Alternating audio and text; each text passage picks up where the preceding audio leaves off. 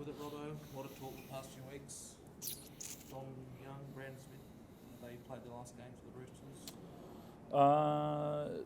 Look, probably separate them, I guess. I think we know Brandon's doing his medical this morning, so I think that's pretty clean. I think that'll should get sorted out today, and and he'll move over there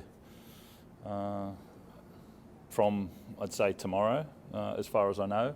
But that'll get the tick off today, I'd say, with South. And Dom?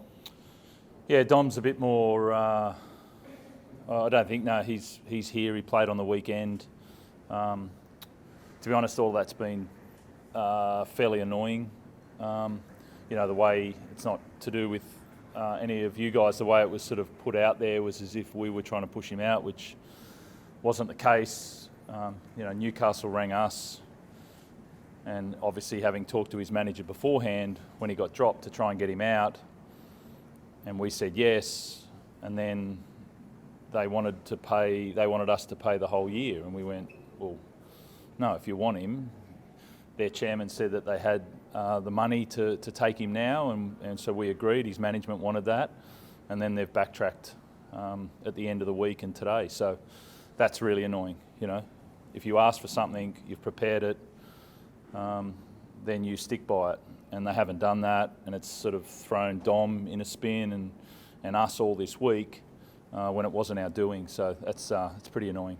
It's a tough one for you and Dom if it's been pitched one way and then they've pivoted. How are you sort of dealing with that? Dom and I had a good discussion last week when all this happened. We were clear about who instigated it. He didn't know about it. His management did. Newcastle did. And so Dom and I are really clear on what happened, and it didn't come from us, it came from them. His management asked, so we said, okay, if you want to go, then go. And then it came out as if we were pushing him out, which was not the case at all, and we sort of held on to that, but we were going through the process there, and then they've said, that you pay him out for the rest of the year, and it's like, well, if you want him, you want him. So they've backtracked on that, and then we'll get back to work with Dom. Dom hasn't done anything wrong in all of this either, so it's been really clear with us. But it's been an annoying week, I think, from our point of view and Dom's point of view, and it's just not how you do things. Just to be clear, Trent, if Dom obviously got dropped for form reasons. If Yep. you lose Mark or Tubes this week, he's straight back in, and you'll keep working with him until otherwise told. Yeah, that was going to happen a week ago. It was so clear until all of this sort of happened externally to us. But Dom hasn't done anything wrong. He went and played and went to Tamworth and played, and he'll be back in, not today, but they'll start getting to work tomorrow, those guys that went up there. And so, it's business as usual for us, but to throw him in a spin and to throw us in a spin when they've had discussions beforehand and not be ready to back it up, that's just not business. Is there a world in which he stays here next year, Robert? Yeah, there is. He's on contract. There's no issue. It's just I thought Mark was outplaying him. Really simple. That happens every week in sport around the world. Like, it's quite simple. He's a really good player. He's an NRL player. He's a starting NRL player. But Mark was playing slightly better, and you make that choice. And then things happen behind the scenes a lot in our game, which is quite normal, but very rarely it happens like it's happened in the last week. Would you make a complaint about how that's been handled, Trent? Like, if the club's approaching your players' camp? No, that's not. But this happens in the game, so there's no problem with that. But when you say something, back it up. So, Robert, is the dispute only related to this year's contract? It's been another couple of years after. Yeah. Would you have to sort of contribute towards that if you lost your reason? But Rob, I mean, you know how we had not one discussion about letting Dom go at all. That wasn't a discussion at all, right? Then we get approached by Newcastle and his management, and they say, we want this to happen, and we say, fine, well, you take up the contract, and then they want us to release him, but us to pay money for it when we weren't even thinking about releasing him. In what world does that happen? Like, you said that you had room in your cap, So get it sorted. You threw a guy's life upside down for a week. You put another club in, and but just do it in the right way. So you guys aren't interested in paying him out to move him on then? Why? We hadn't even had a discussion. So why would we pay out for a really good player to move somewhere else unless the club was ready to pay it and their management wanted it to happen? And apparently Dom did after not being here. So, and then we have to pay? Come on, that's not how it works. Different situation put an end to the possible early move for Dom to Newcastle. Yeah, unless things change from their end, I think they're trying to bluff us into, but we didn't want it to happen. We didn't instigate any of this. So anyway, that's done. I think I've been pretty clear in our stance and how it went down. And so it's just get back to work. Let's keep playing and get back to Dom playing his best footy and being in a place for selection. On Brandon Trent, so Yep. he's gone for medical. Like Yep. How many weeks, if he stayed here, would he be likely in a frame to return to play? Yeah, Sammy's about 5. He was a couple of weeks after that, so he's probably about 7. So the Yeah. decision to move him on now, what accelerated that? It was financial for us, really. He's obviously going to come back and contribute. I think Wayne sort of mentioned it quite well about that injury. But he's going there next year, gets them a head start. We did it with Mark last year. We knew he was coming for the year after.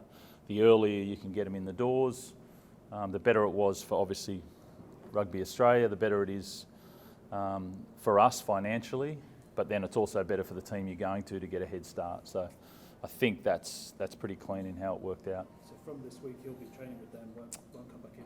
I think so. Yeah, I think that's the plan. Everyone's speculating about freeing up money to bring Daly to the club. Is he a guy you're interested in bringing?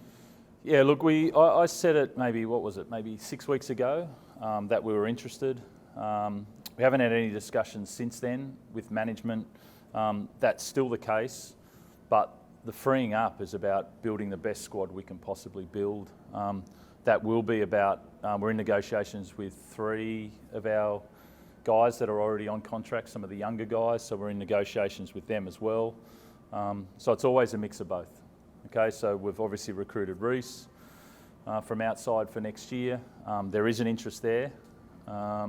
And I think we've been really clear on what we've been trying to do this year. I mean, everyone expected us to make some big moves last year. We've played a lot of these guys. I think we've got sort of 29 or 30 out of our full squad that have come through our system as much as any team in the competition, and that'll continue. Sure, Brandon came out and said, it's signed 7 million, Daly's coming next year. What sort of damage can that do if it's not the case? Yeah, I mean, I don't think he's alone in that speculation. I think a lot of people have said that, but I've said, I think 6 weeks ago, I don't know how long it was, that we're interested. We haven't got to the point where we've sat down and had a conversation with their management that 6 weeks ago. And we'll get to it in due course, whether it can get worked out. So one thing that you hear people whisper about is, the NRL says that love is a certain wise that is the culture. So love is the culture. Do you feel hearing comments like that? And has that been the case with some of the guys? It's not quite genuine. No, I think we're pretty clear about who we want to be at the Roosters. We're not perfect. And there's lots of different people that have fit into our culture over the course of time that I've been here and well before that. There's some people that fit better than others, but we've had a wide array of people over the course of a long period of time. I smile because I start thinking of all the characters that we've had over the course of time that have added really good value, and that'll continue into the future.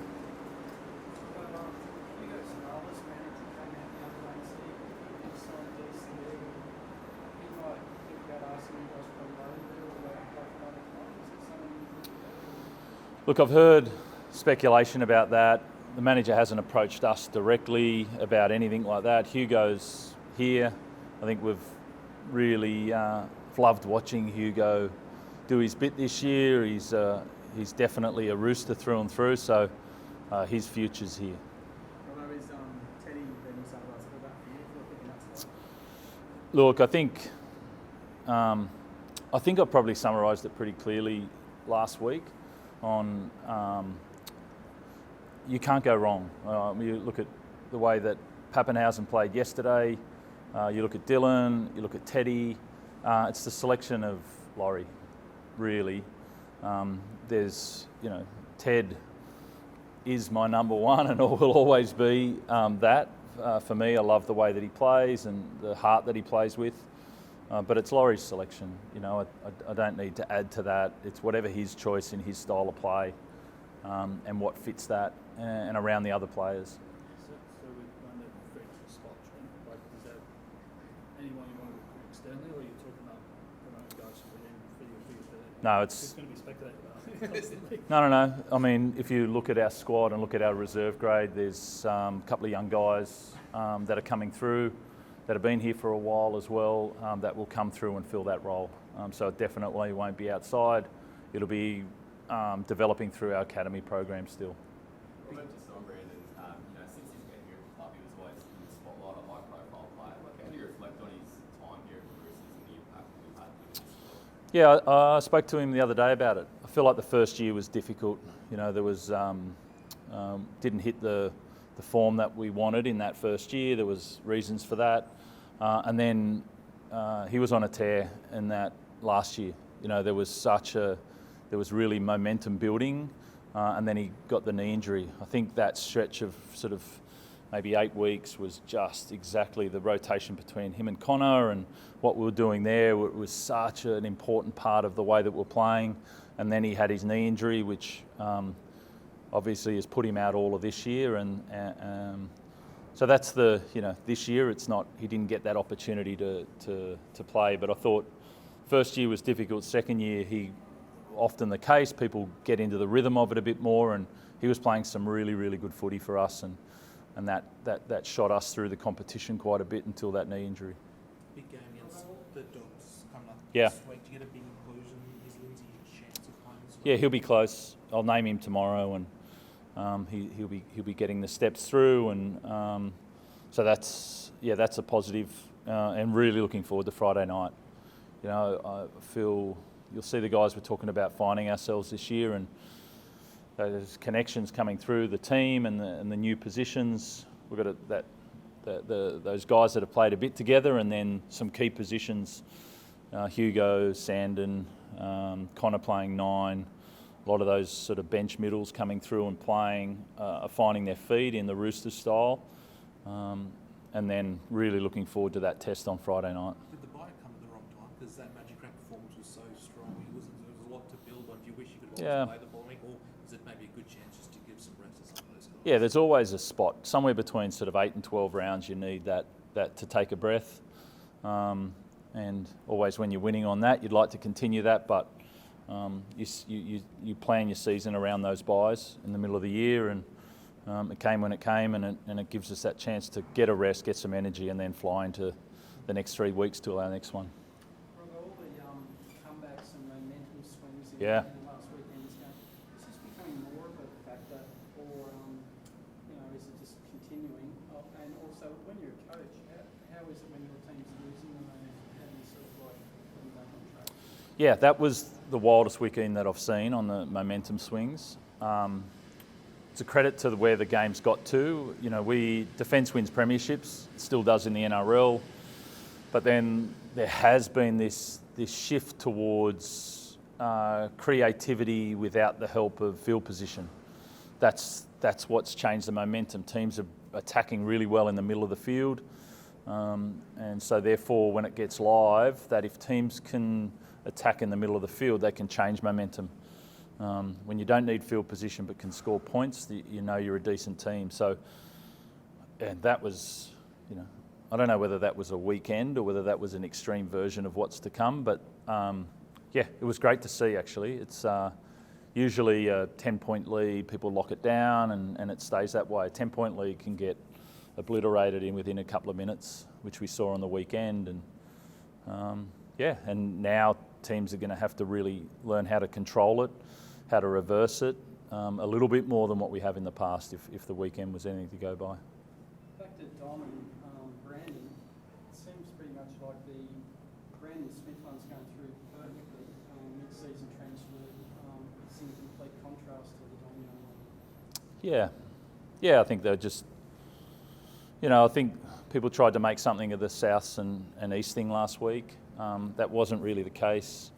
It was pretty simple from both ends, and I think both sides have handled it pretty cleanly and quite well, which will be disappointing for the gossip columnists to hear, but it was pretty clean, all of that. And then, the other one just, it's pretty rare. Like, I haven't seen too many go like that, to be honest, where someone asks to get out, there's no instigation from us, and then the management back it up, and then, it's just, I don't think I've seen that many times at all. Sonny Bill Williams, everyone. Then, everyone, it was just a strange happening that I haven't seen very much, If you say something pretty openly between leaders of clubs, usually back it up, and when that doesn't happen, it's surprising. Is he Ross's, 30? Yes, you saw his bags, he's got his kit. What is he, 38? He's... This is a part of 10 minutes. You're giving Sonny Bill 10 minutes. Right, okay. No, he's, getting ready for his fight. Robert, All right. Stephen Crichton was obviously phenomenal over the weekend. Yep. How do you see, how do you shut that down, and how does that match up between him and Billy go? Yeah, I think there's some, credit to the way that he turned it around, and obviously Kikau did that as well, and they really started that momentum shift for him. It's a really good challenge, I think for Billy, for CY Wong, those sort of guys. These are the games that you look forward to, and that's up to us to answer that on Friday night. He's been doing it for a long time, so I know Billy will be excited, so will CY and a lot of the others. So looking forward to that challenge for us. Great, Thanks, Robert. appreciate it. Appreciate that. Thanks.